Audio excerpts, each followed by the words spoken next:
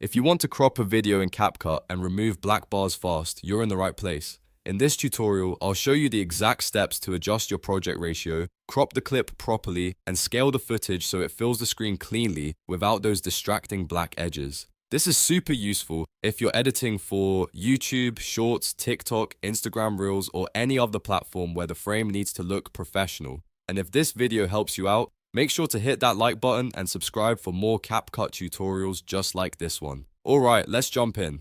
First, open your project in CapCut and look at the preview window on the right side of the screen. Before you crop the actual clip, you want to make sure your main project ratio is set correctly. This is really important because if your canvas doesn't match your final output, you can end up with empty space or extra black bars even after cropping.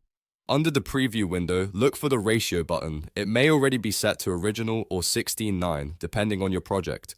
Click that drop down and choose the aspect ratio that matches where you want to post the video.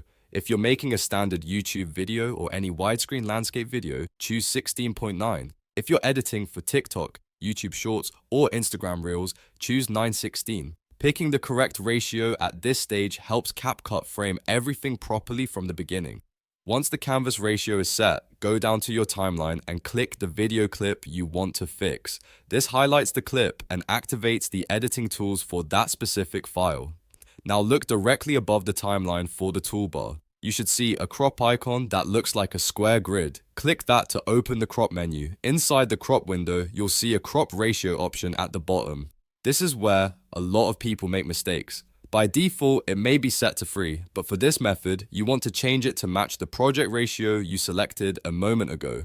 So if your canvas is 16:9, set the crop ratio to 16:9. If your canvas is 9:16, set it to 9:16. Locking the ratio keeps your crop aligned with the project and helps prevent new black margins from appearing. Now, use the corner handles on the crop box to shrink the frame. Drag the outer edges inward until the black bars are completely pushed out of the visible area. Take your time here and watch the preview carefully as you adjust it. You want the subject to stay centered while removing any unwanted empty space. If your footage was originally recorded with black lines baked into the file, this step will help cut them away cleanly. When the frame looks right, click Confirm in the bottom right corner. That applies the crop to your clip and locks in the changes. At this point, most of the black bars should already be gone.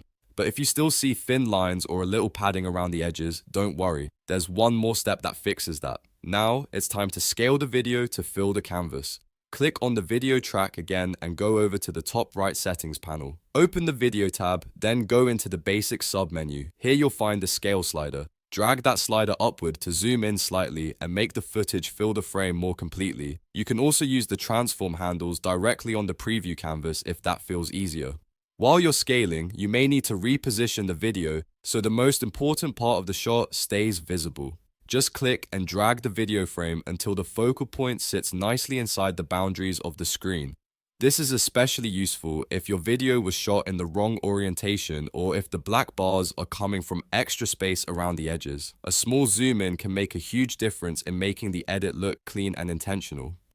If you're editing for social media, this is the point where you should double check that the subject is centered and nothing important got cut off. For YouTube widescreen videos, make sure the layout still feels balanced. For vertical videos, make sure the face or main subject is positioned properly in the middle of the frame. A few extra seconds of fine-tuning here can make your final export look much more professional. And that's it. Once you've adjusted the ratio, cropped the clip, and scaled it to fill the frame, you've successfully removed black bars in CapCut. It's a simple process once you know where the right tools are, and it can completely improve the look of your videos.